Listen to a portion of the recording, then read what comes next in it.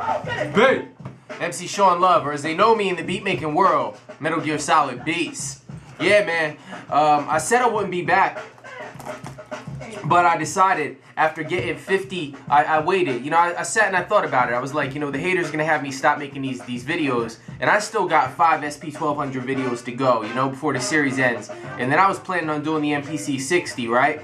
And you know, when I got 50 requests between comments and between inbox messages and emails, when I got 50 requests in a couple of weeks period to continue the series, despite the haters, I had a long think about it. I was like, yeah, I'm gonna continue the series, but with certain stipulations, you know what I mean? So what I'm gonna do is I'm gonna send a little message to the haters, and that's it. That's all I'm gonna say, because I figured out a solution to all these problems. It's knowledge, right?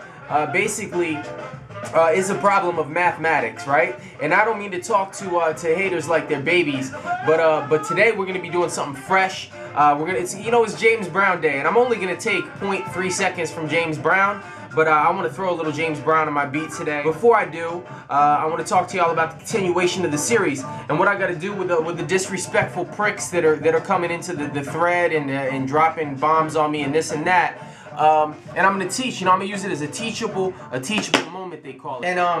And basically, it's an issue of mathematics. So I'm just gonna give you 1 to 5, right? Knowledge comes first. Then there's wisdom, understanding, culture, and power, right? So what you're doing by coming in and creating a problem where everything is peaceful and where I'm trying to do something positive, is what you're doing is you're operating without any knowledge of who I am, what I'm trying to do here. But with this series, by spending a couple minutes every week putting together something for you guys and for hip hop, and the knowledge is missing. So you're acting on your knowledge that you don't have, right? You're putting wisdom before knowledge, and you're coming to a 3, misunderstanding, and you're making that a part of your culture that takes away your what? Power, right? So if you were operating in a place where you had knowledge of who I was, what we were doing here, and the purpose behind it, and then you went and you acted, right? You probably act differently or not act at all. Now, you can't hold a person accountable for what they don't know, right? I mean, you don't see any Sean Love or SP-1200 videos on Billboard, so of course you're not going to know it unless you look first. But what I do, if I don't know about something, I usually find out about it and then I do it too. Because otherwise I'm going to lead to a messed up 3. But if you do have some knowledge of what you're looking at and what we're doing here, right? If you've researched it, or if you've taken some of it on face value and you see, right, just by looking around my channel or just by doing a quick Google search, then your wisdom, with the way you act out on that knowledge, is going to be a lot different. It's going to probably lead you to a 3, clear understanding. You can add that to your culture, maybe add some of this to your recipe for how you make beats or how you deal with hip hop, and that'll give you 5 power, right? So in essence, what you're doing is you're messing the math up. You're messing up. You're acting out of turn when you're a hater. Because what I do here, I put a lot of love into this. Not just these videos, but just doing the beats, just hip hop in general. And if you look, not even closely, if you just take a quick look, you can see that, right? I'm not even a producer, not at all, right? I was taught by some of the local producers, who I won't go through a list of names, from Trenton, New Jersey, or the Trenton, New Jersey area.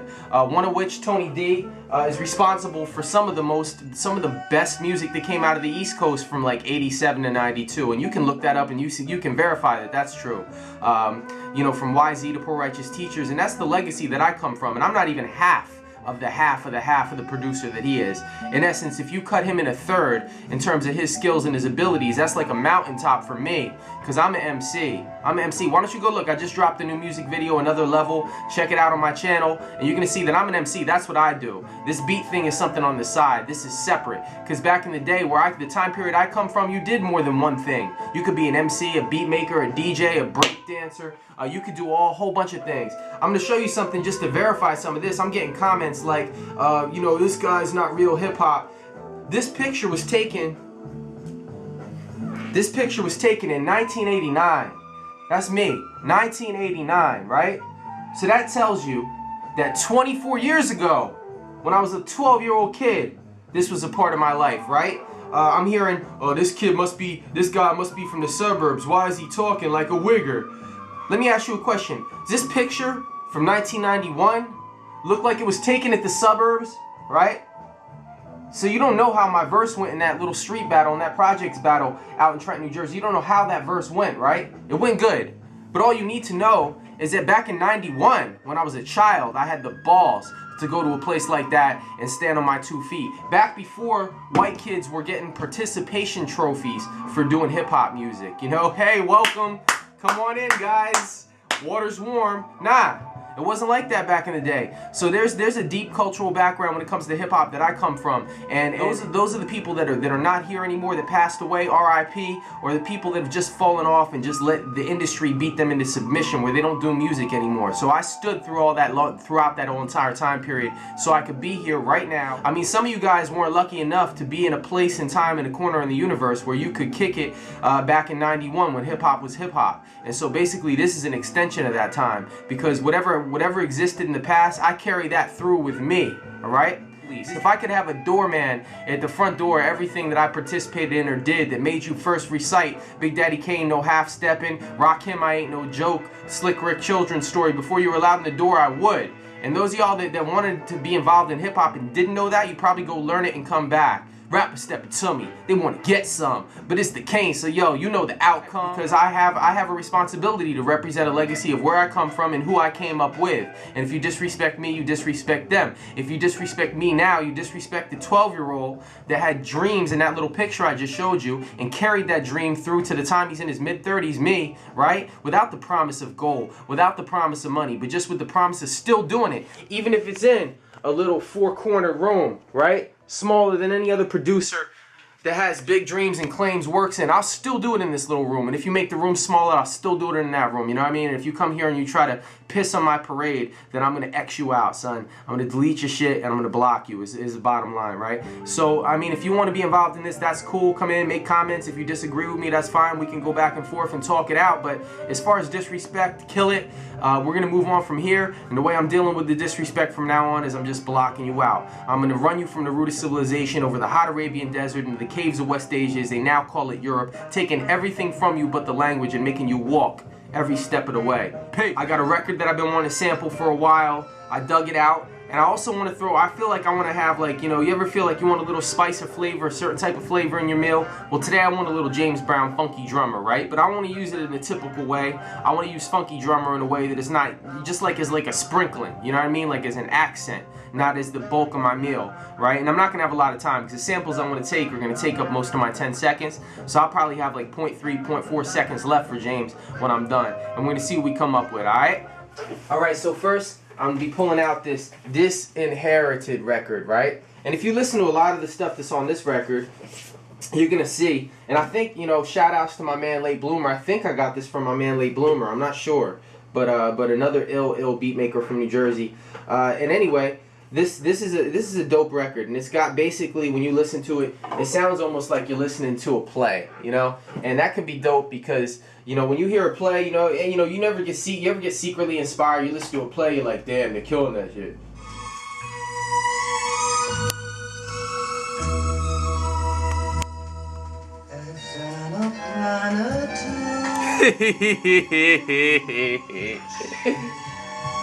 A planet in another galaxy.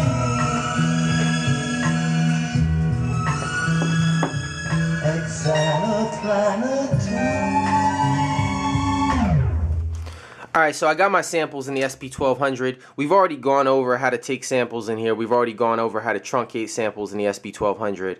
But basically what you got to do when you got your samples all booted up, especially if you took them as fast as I did, what you want to do is you want to lower all their speeds, all their tunings, all the way to the bottom.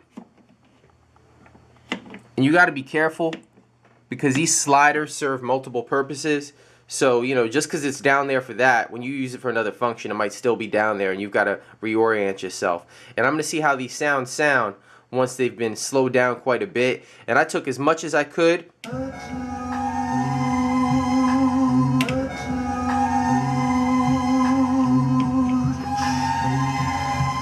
And that continues the sample, right? But then I found something dope. This could be just like an entire other vibe to itself, right?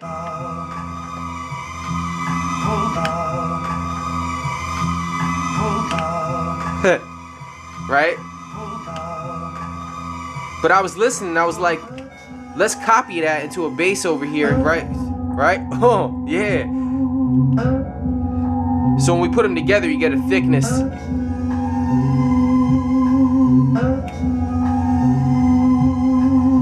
And you really fill it out and get that sound that you want, you know? So what I'm going to be doing here is I'm going to be adding some drum sounds. I just pulled out the Funky Drummer record that I was playing earlier, and I sampled in some sounds from there, and I also sampled in some sounds from some other drum records. Just real quick, you know, just some kicks,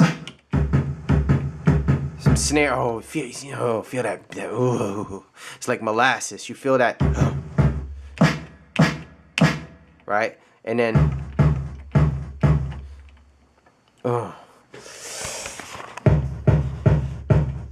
yeah.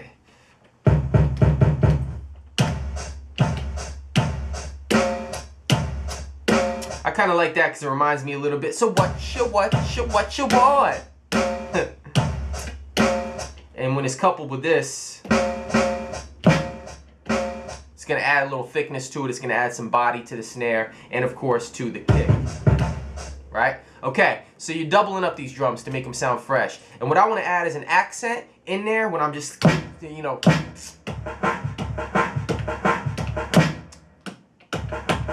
That's from Funky Drummer, right? You can recognize it, right? It's from the song Funky Drummer, James Brown. And I also threw in a... And what I can do is I can do that at multiple pitches, right? And you know what I'm going to do is I'm going to do what I always do, is I'm going to go up in the setup and I'm going to create a situation where I can do it on multi-levels, right?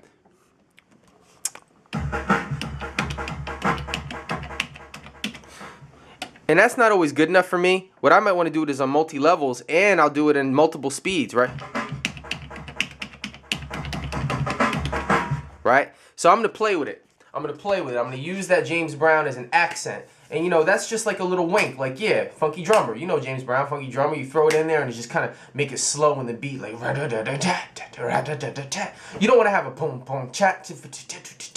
Like, you don't want to have the whole Funky Drummer sample in there. You just want to kind of have it in there as like a little gut punch every once in a while. Throw it in there, throw it in your beat. All right? So I whipped up some sequences real fast. I think this beat sounds fresh. You know, usually I'm on the humble, oh, this isn't a good beat. But, yo, this beat sounds kind of fresh. I would rhyme to it. I'm going to play it for you guys. I got my sequences all ready. And like I always do, I'm going to show you guys how much time I used. I got 23 and 12. Clear all memory. Nah. 23 and 13 tells me that I have 0.0 seconds left. I used every last little bit of seconds, right? So I'm gonna go through some sequences here. Y'all can tell me what you think. And be sure you subscribe to the Sean Love channel. I got a lot on here about hip-hop in general. I got my own videos and my own music on here. I've got concert footage. I've got arcade footage from my open public arcade, classic arcade that I own, High Scores Interactive Arcade Museum. And I've also got all different types of other reviews and recommendations that you can check out at the Sean Love channel. So if you didn't subscribe already, please subscribe. And here we go.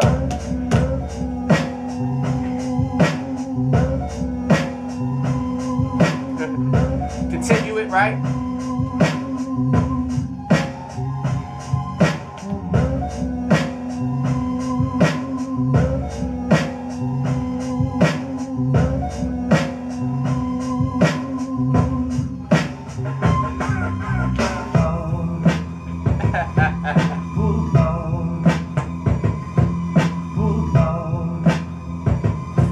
Yeah.